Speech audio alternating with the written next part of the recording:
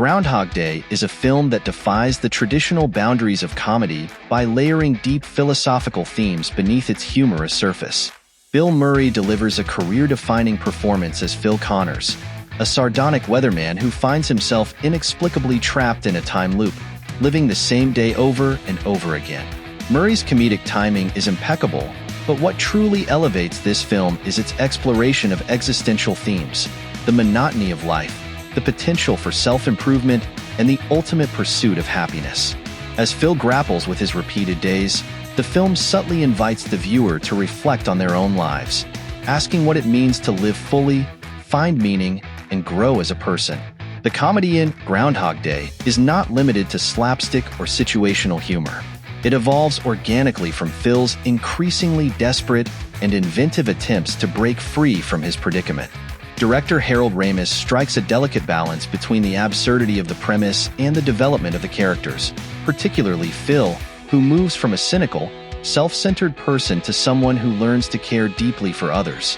The script allows Murray's dry wit to shine, especially in scenes where Phil exploits his unique situation for personal gain or tries to manipulate his environment. However, the film's humor takes on a poignant turn as Phil evolves into a more self-aware, compassionate individual, offering an inspiring message about the potential for change and redemption. What makes Groundhog Day evergreen is its universal appeal and the way it resonates across time.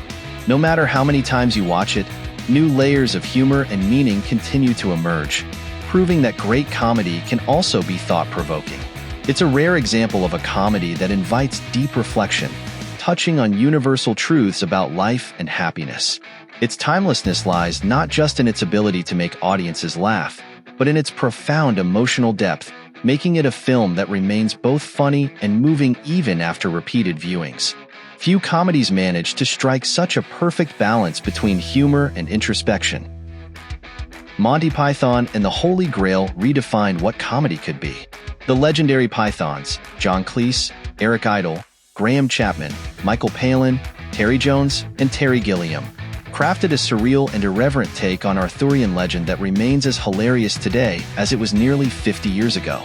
The humor is rapid-fire and diverse, ranging from slapstick to clever wordplay, and sometimes veering into pure absurdity.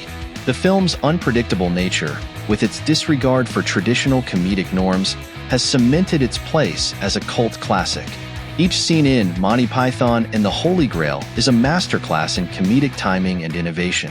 From the opening credits, which feature nonsensical subtitles about moose, to the absurd Black Knight duel, the film's commitment to its offbeat tone is unwavering and delightful.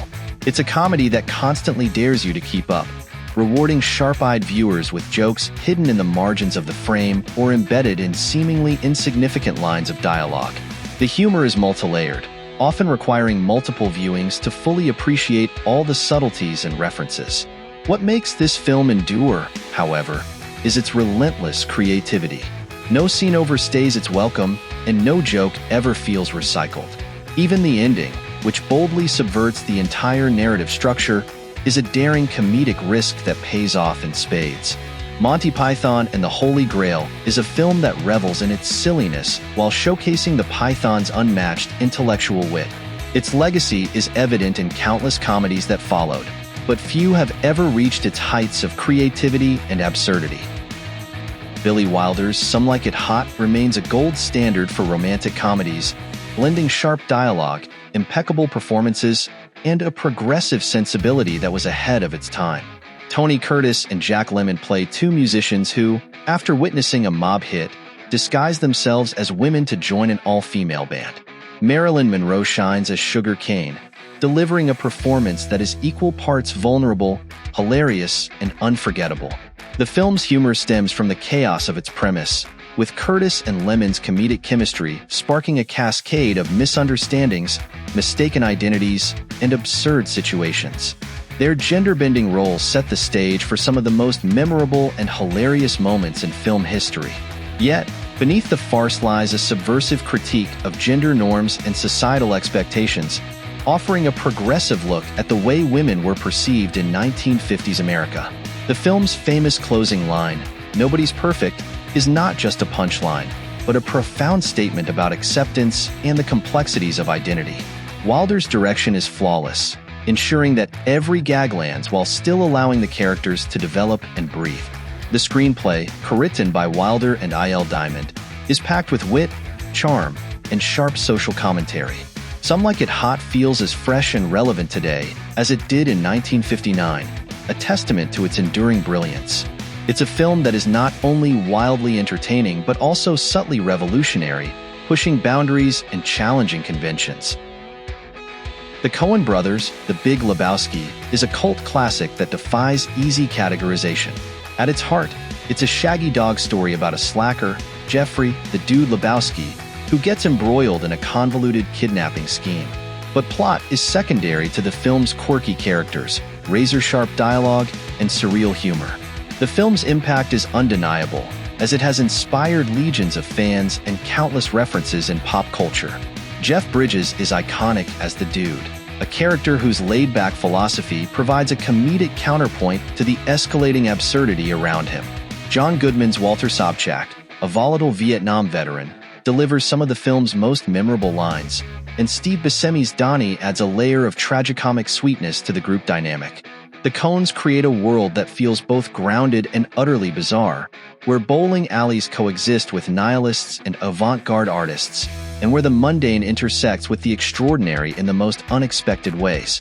What makes The Big Lebowski so evergreen is its sheer quotability, its richness in detail, and the depth of its unique universe. Every viewing reveals new layers, from the intricate production design to the subtle visual gags and dialogue.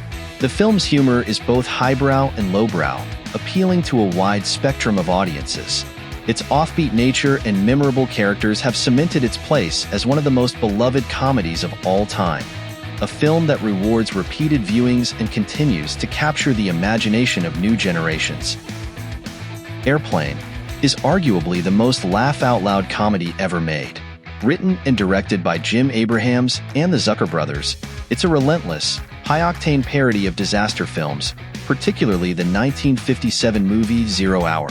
The film is packed with sight gags, puns, and absurd scenarios, with jokes coming at such a rapid pace that you'll miss some from laughing at the last.